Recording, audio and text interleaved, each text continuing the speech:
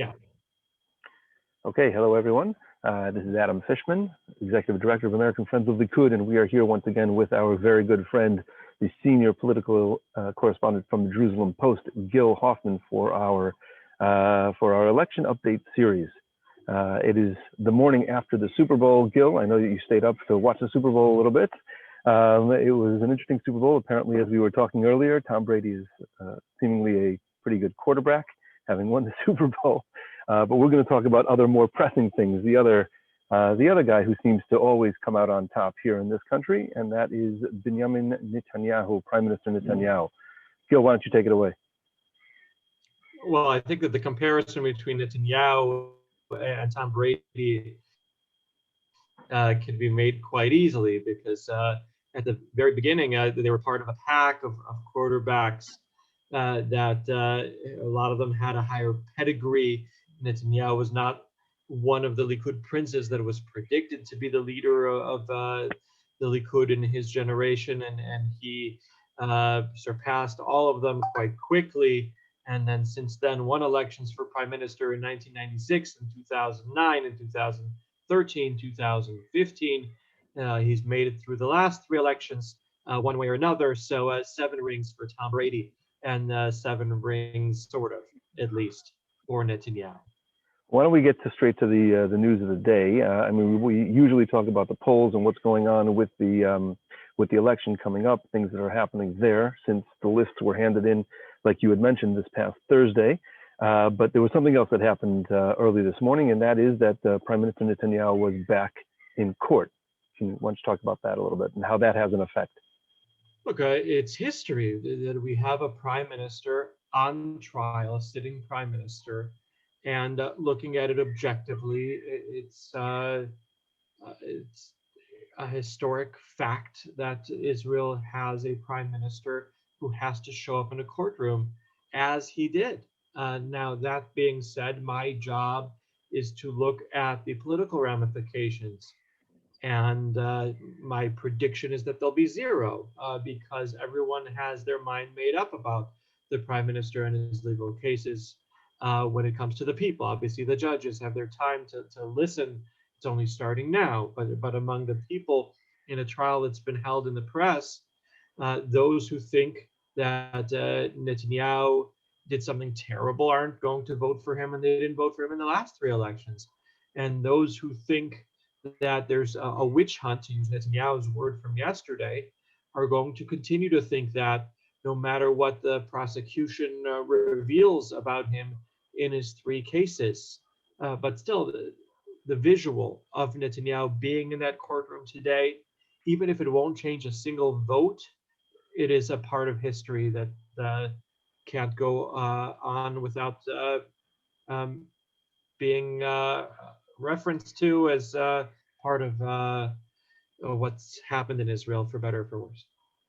And as you wrote this morning in the Jerusalem Post, so you're saying that the polls that came out right after the lists were finalized and even up until this morning are probably not going to be changing, as you just mentioned. Can you talk about, you spoke about in your article about Naftali Bennett being the next kingmaker, as the polls have indicated. Can we get into that a little bit? Absolutely, Adam. Polls are going to be coming out every other day here, and it's important to read them correctly.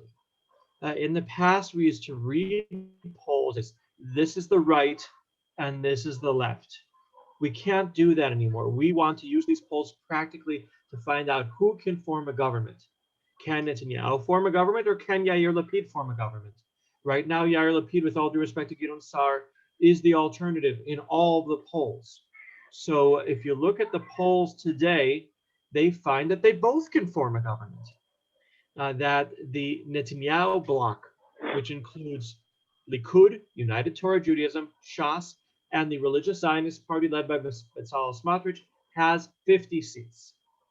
The anti-Netanyahu bloc, which has in it Yesh Atid and New Hope of Gideon Sa'ar, and Yisrael Beitenu, and Blue and White, and Labor, and Meretz, has 52 seats. Now, I purposely left out the joint list, and I purposely left out Yamina. Well, the joint list isn't going to join either bloc. Yamina can join both of them. So if you do the math, they have 11 seats. In Yamina, they can take Netanyahu's 50 or Yair Lapid's 52 and allow them to form a coalition. One man, Naftali Bennett, could end up deciding who our next prime minister is based on what's good for the country, giving him the benefit of the doubt, but also what's good for Naftali Bennett. And there is no option where Naftali Bennett and Gideon Sa'ar actually come together. I know they've been trading barbs quite a bit recently. Not without Lapid. Can they, among the 63 seats that there would be in the anti-Netanyahu bloc, if it includes Bennett, can the majority of that 63 say, no, we want it to be Sa'ar or Bennett and not Lapid? No, because then Lapid wouldn't come and they need Lapid. If Lapid beats Sa'ar, he is the candidate of the anti-Netanyahu camp. Now, there is another poll that came out just now from the Direct Polls company, which is owned by a man named Shlomo Filber, who is one of the state's witnesses against Netanyahu, but it doesn't necessarily mean that he doesn't like Netanyahu. It's a long story. At least two of the state's witnesses, the other one being Ari Haro, actually still worship Netanyahu. His poll found 14-14 tie between New Hope and Yesh Atid. So the second place race is actually the race that we're following here that could decide who our next prime minister is, if it's not Netanyahu. Let's dig into this just a little bit. Since after the article you wrote this morning, Naftali Bennett, what is exactly going on inside his head? What kind of insight can you give us into how he's thinking moving forward? A great question, Adam. Naftali Bennett hates Netanyahu. Naftali Bennett hates the way the Netanyahu has run this government. And there's a personal thing going back to when he was Netanyahu's chief of staff, and there was this fight with Netanyahu's wife. So it goes back a long time. And with Ayelet Shaked and Sarah Netanyahu, it's even worse. So when it comes to personal issues, I can understand why Bennett wouldn't want Netanyahu to be prime minister. And if he could be the one who gets rid of him, I'm sure that would feel very good. But politically, if he empowers Yair Lapid over Netanyahu, he's finished. I mean, the right can't support him after that. If he brings down a right-wing prime minister and brings to power a he might call himself center-right, but really center-left leader, that would be a very serious problem for him. So he's got to be thinking about all those things when he makes that big decision. And if he goes ahead and he supports Netanyahu, I mean, what types of things is he going to be demanding in order to be getting back into the government? Well, everyone wants to move up in the world, don't they, Adam? So defense minister is not enough. He has to demand in a way that obviously would have to be written better than the lawyers of Gantz did, that he would have a real rotation in the prime minister's office that would actually happen. Or he wouldn't support him. He can demand that and get it if Lapid is enough of a serious threat. I think the most interesting thing of the video that Netanyahu put out yesterday about his trial was that he accused there being a conspiracy between the judges and Yair Lapid to bring him down. That is the aim of the judges, to bring a left-wing leader, he said, Yair Lapid to power. So if we can go down to Gil, if we can go down to look at what's I guess at the bottom of the polls right now. You mentioned to me earlier a logjam at the bottom of the polls. What is that about? Well, we have a 3.25% electoral threshold in Israel, which is about 140,000 votes. And the question of which parties pass that threshold and which don't could end up deciding our election. It happens to be that they're all on the left, except for one. With the religious Zionist party of Smotrich you have there, if that party crosses the threshold, that's another 4 or 5 seats for Netanyahu's bloc. If they don't, then Netanyahu has only Likud and the ultra-Orthodox in his bloc. Will make it harder for him to be able to form a government. On the left side, you have four parties. You have Blue and White, Labor, Meretz, and Ra'am, the party of Mansour Abbas. Any one of them could be above it or below it. And I don't see any of those party leaders deciding on the eve of the election to quit the race in order to prevent their votes from being wasted. So one last question I have just before we sign off for this part of our series, and that is with respect to what's happening in America. Is there anything going on that you've seen that can impact what's happening here in Israel, or perhaps just your overall view of what's going on right now today in America? Well, Joe Biden was interviewed on Face the Nation on Sunday and actually talked tough on Iran.